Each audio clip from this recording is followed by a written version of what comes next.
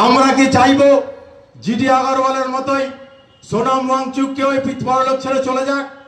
যদি না চাই, সচেতন শিরদাঁড়াযুক্ত মানুষ, আপনারা বিবেকবান মানুষ যদি মনে করেন যে না, সোনাম ওয়াংচুককে আমরা এই পরলোক ছেড়ে যেতে দেব না, তাহলে আসুন আন্দোলনে সামিল হন। যে যেখানে যেভাবে পারবেন আন্দোলনে সামিল হবেন। মনে রাখবেন, সমাজের সর্বস্তরের মানুষকে এই আন্দোলনে আসতে হবে। পাশাপাশি ডাক্তারবাবু বলছিলেন যে সিজেপি রাজনৈতিক দল। আমি পরিষ্কার করে বলতে চাই, ককরোচ জনতা পার্টি কোনো রাজনৈতিক দল নয়।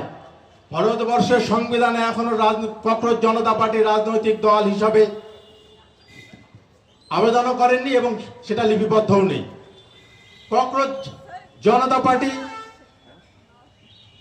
বর্তমান নব প্রজন্মের যুবকদের একটি প্ল্যাটফর্ম, যে প্ল্যাটফর্ম শিক্ষা ব্যবস্থাকে পরিবর্তন করার দাবি রাখছে। যে প্ল্যাটফর্ম চায় শিক্ষা ব্যবস্থায় আমূল পরিবর্তন হোক। যে শিক্ষা ব্যবস্থায় একজন টোটো চালকের ছেলেমেয়েরাও যদি ডাক্তার হতে পারে, এটা নয় যে যে পয়সাওয়ালার ছেলে সেই ডাক্তার হবে, আম্বানির ছেলে আম্বানি হবে, আদানির ছেলে আদানি হবে। এই ব্যবস্থা চলবে না।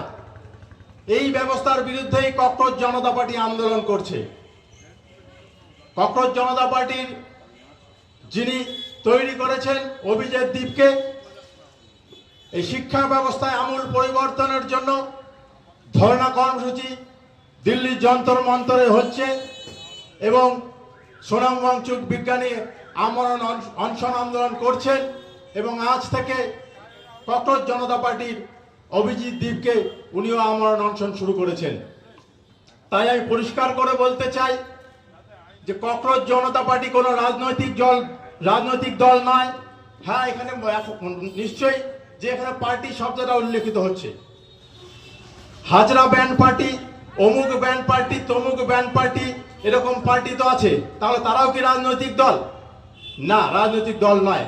সেভাবে ককরোচ জনতা পার্টিও কোনো রাজনৈতিক দল নয়। এটি নবপ্রজন্মের যুবক ছাত্রদের একটি সংগঠন।